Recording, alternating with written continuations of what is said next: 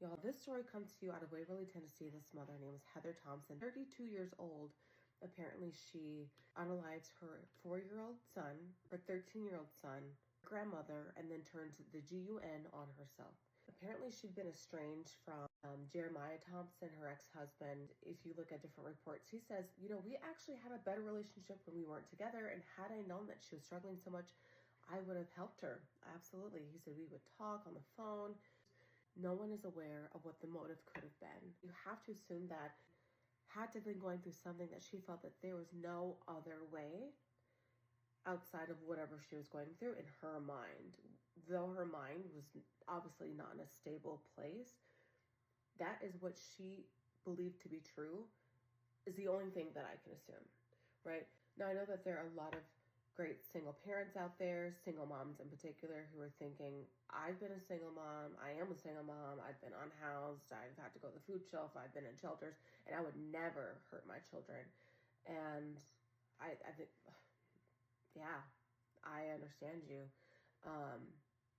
What mother would, though? What mother would? And we're not talking like Andrea Yates' mother would. We're not talking about Casey Anthony mother would. We're talking about like what mother would. I'm really curious to know because, again, there's no known motive. There is nothing that we can reasonably understand as to why she would cause harm to her children. I think we need to start sounding the alarm on things that we're noticing, on behaviors. And even, I think one thing that we talk about in the mental health world is look for signs. And I think sometimes we need to start looking for circumstance.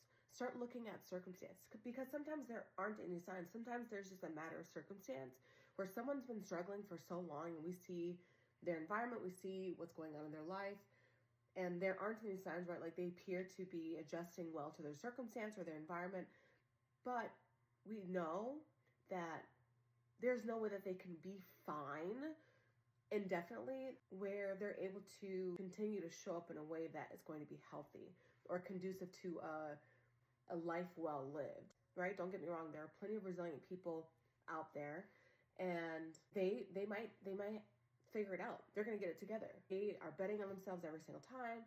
We don't have to worry about them. And then there are people who are on the periphery of our society who we know that even though they're not saying something, because, asking for help is hard, and asking for help after being told no or being disappointed is even more difficult because now you're vulnerable and it sucks to be dependent on anyone or anything. So those people are victims of their environment for whatever reason. We're not going to get into the whys. And this environment that they're in, this space they're in, can only exist for so long until they just can't take it anymore. And there's just so many people who are struggling with loneliness right now. There's this conversation about the male loneliness epidemic and how it's not a woman's job to solve. Couldn't agree more. That's a different conversation. But I think there's a general loneliness epidemic that we're all experiencing. And I think in many ways, like I think about myself as I'm still personally recovering from the pandemic.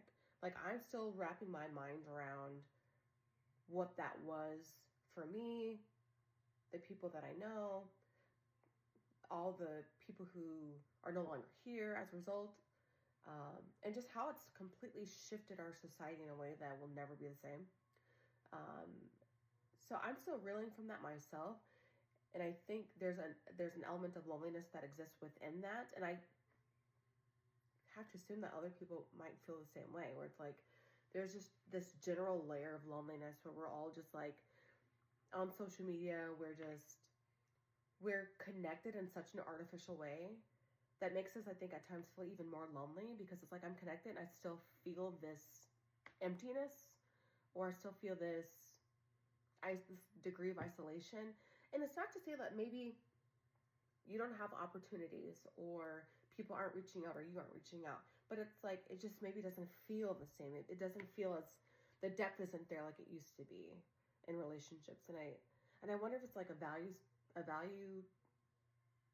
matter of value, that we just maybe don't value it as much anymore. Relationships aren't as valuable as they used to be in terms of like a a social currency. I just don't see it being there anymore, because I think we're willing to exchange our alone time for socialization, which I think is the fall, the inevitable collapse of our society as we know it to be. I digress.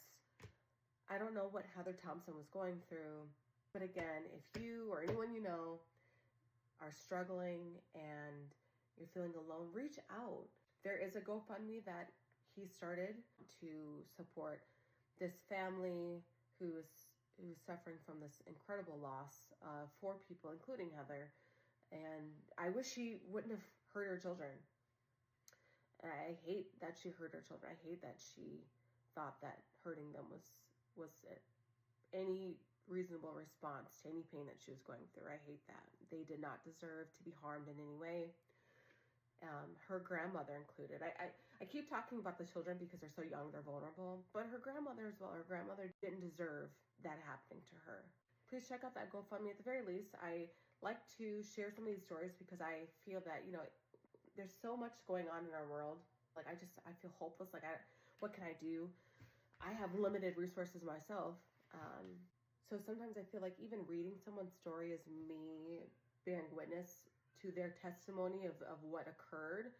I'm thinking about Isaiah, I'm thinking about Arius, I'm thinking about the grandmother whose name hasn't been named. I'm also thinking about Heather. So at the very least, I feel like, I'm bearing witness to this story, and I'm sharing the story now. So yeah, thank you for listening. Let me know what other story I should cover.